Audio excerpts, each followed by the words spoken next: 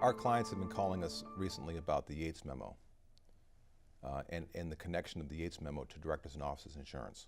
The Yates memo is the memo from the Deputy Attorney General, Sally Yates, that went within the DOJ to both prosecutors and civil litigators, basically establishing a new mandate to make sure that the focus of the DOJ is on individual wrongdoers.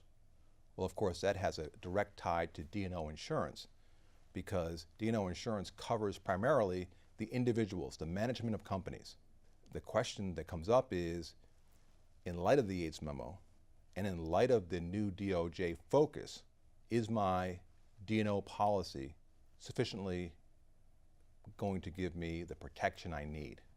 And the answer to that is it depends. And our clients are instructed to focus on things like the investigations coverage under the policy, the limits and how they're allocated between the company and the individuals, and the definitions section for claims. As a result of the Yates memo, you have more focus on individuals.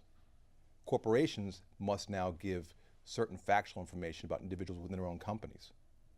And as a result, you have a real need for D&O insurance for individuals. That means before you could have maybe one law firm representing both the company and the individual. Not if the company is giving information about the individual to the Department of Justice. Now you need two lawyers. That means your limits are eroding because you have two different law firms going into the pot of your limits. So one thing we're seeing is, do I have coverage for investigations? What's the extent of the coverage? And how is the coverage going to be allocated between the individuals and the corporation? Another thing we're seeing is a lot of questions about how these policies are written. Directors and officers insurance or D&O insurance is designed to cover claims made during a specified period. And the way the coverage has been narrowed is that there's a lot of effort by the industry to knock out coverage for prior acts. So those acts took place before your policy incepted. They do it through prior acts exclusions and various other phrases and terms and exclusions in the policies.